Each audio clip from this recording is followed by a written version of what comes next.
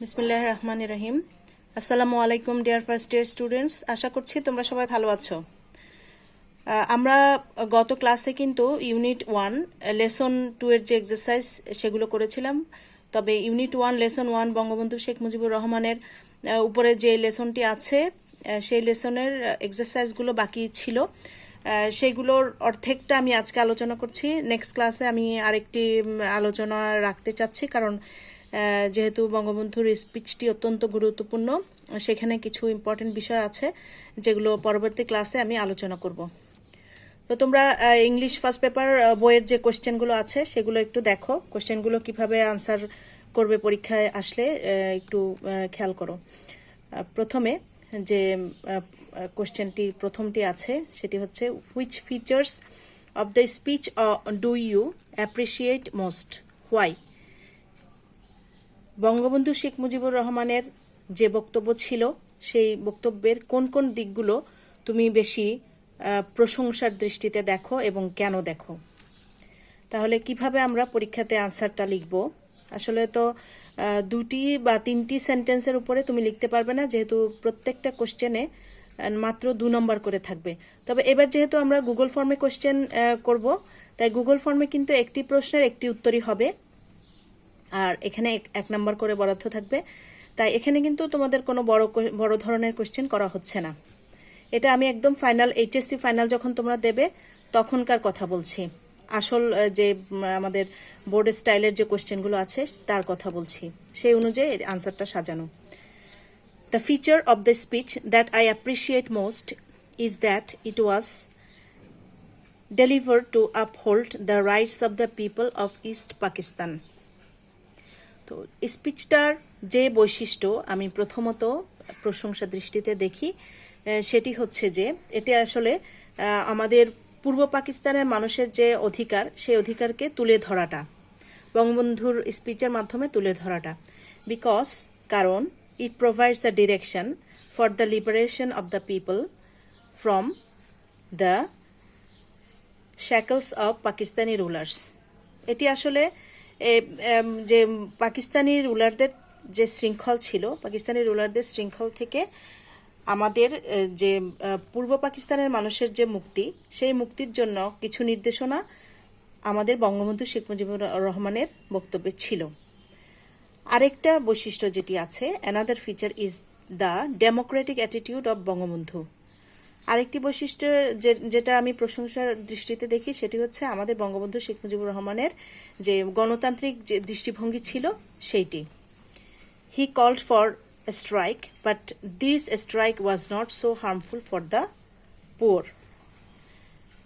আসলে তিনি স্ট্রাইক বা ধর্মঘট আহ্বান করেছিলেন ঠিকই, কিন্তু তিনি গরিবদের জন্য এতটাই ভেবেছিলেন যে সেটি যেন গরিবদের জন্য কোনো রকম ক্ষতিকর না হয়, হতদরিদ্র লোকজন যেন কোনো রকম বিপদে না পড়ে। আমাদের বঙ্গবন্ধু শেখ মুজিবুর রহমান সেই দিকে দৃষ্টি রেখেছিলেন।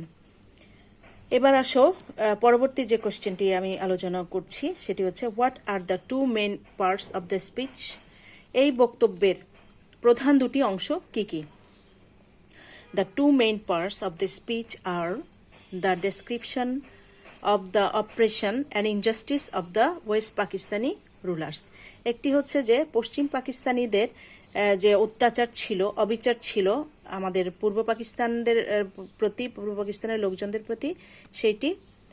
And the way of the emancipation of the people of the then East Pakistan. এবং আরেকটি ছিল যে পূর্ব পাকিস্তানি মানুষদের মুক্তির ব্যাপারে বঙ্গবন্ধু শেখ মুজিবুর রহমান যে পদ্ধতি অবলম্বন করেছিলেন।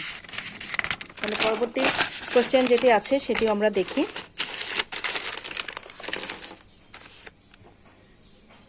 How do you differentiate between the struggle for freedom and the struggle for emancipation?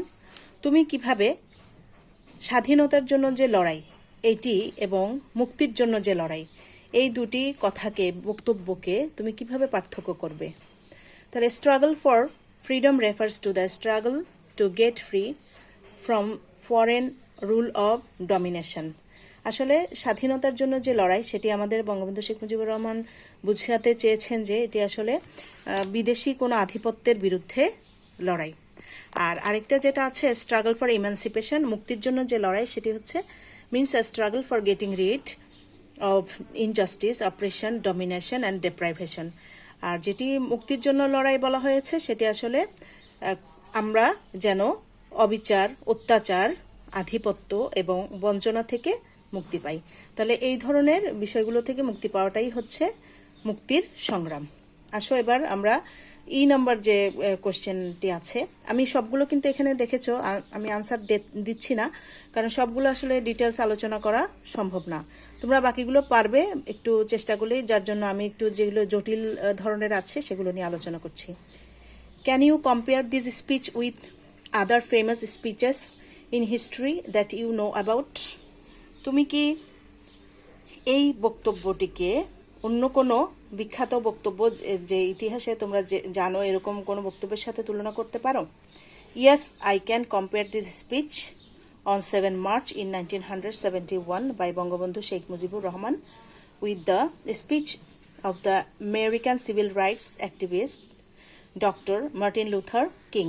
তাহলে হ্যাঁ, আমি এই বক্তব্যটিকে বঙ্গবন্ধু শেখ মুজিবুর রহমানের 7 মার্চ 1971-এর যে বক্তব্য তিনি দিয়েছিলেন, এই বক্তব্যটিকে আমি আরও একজন আমেরিকান সিভিল অধিকার রক্ষার জন্য যিনি লড়েছিলেন, ডক্টর মার্টিন লুথার কিং, ওনার বক্তব্যের সাথে তুলনা করছি। Martin Luther king delivered his speech on August 28, 1963. 1963 সালের আগস্টের 28 তারিখে মার্টিন লুথার কিং তার বক্তব্য রেখেছিলেন ডিউরিং দ্য মার্চ অন ওয়াশিংটনের দিকে যে গণ আন্দোলন হয়েছিল সম্মিলিতভাবে জনগণকে নিয়ে।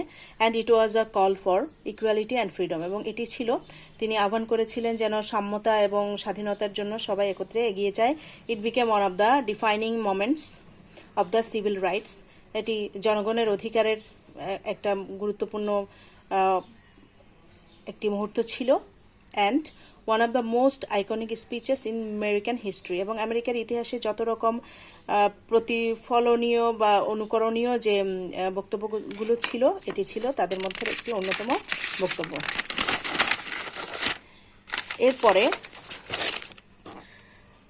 নাম্বার 6-এ তোমরা লক্ষ্য করো, এক্সারসাইজ নাম্বার 6 যেটা আছে, ওখানে বঙ্গবন্ধু শেখ মুজিবুর রহমান কিছু ডিরেকশন দিয়েছিলেন 3 শ্রেণীর মানুষকে বা 3 শ্রেণীর ব্যক্তিত্বদেরকে। তারা কারা কারা ছিল? কমন পিপলদের জন্য তিনি কিছু ডিরেকশন দিয়েছিলেন, অফিস এমপ্লয়িজের জন্য দিয়েছিলেন এবং পাকিস্তানি রুলারদের জন্য দিয়েছিলেন। তাহলে প্রথমে ওখানে 3টি করে লিখতে বলেছে। আমরা প্রথমে কমন পিপলদের জন্য বঙ্গবন্ধুর ডিরেকশন কী ছিল সেটি পড়ি। To convert every house into a fort, তিনি প্রত্যেকটা বাড়িকে বলেছিলেন একটি দুর্গে পরিণত করতে। Number 2, to confront the enemy with whatever they have, এবং তিনি বলেছিলেন যে তাদের যা আছে তা নিয়েই কিন্তু শত্রুর পক্ষের মোকাবেলা করার জন্য।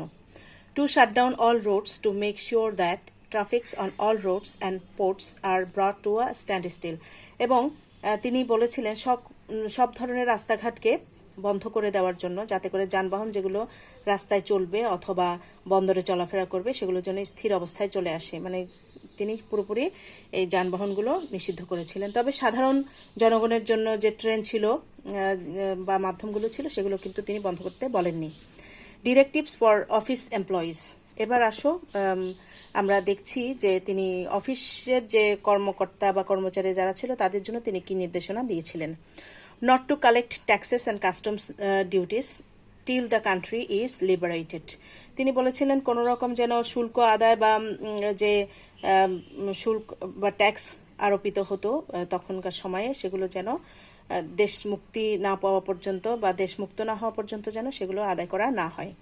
To keep the banks open for 2 hours every day, প্রত্যেক দিন তিনি বলেছিলেন যে 2 ঘন্টা ধরে ব্যাংকের কার্যক্রম চলবে, so that people can collect their salaries, যাতে করে লোকজন তাদের যে বেতন আছে বা মজুরি আছে সেগুলোর জন্য সংগ্রহ করতে পারে। But not to allow a single paisa to be transfer to West Pakistan from East Pakistan, কিন্তু আরও একটি ডিরেকশন দিয়েছিলেন যে আমাদের পূর্ব পাকিস্তান থেকে পশ্চিম পাকিস্তানে যেন একটি পয়সাও তখন হস্তান্তরিত না হয়।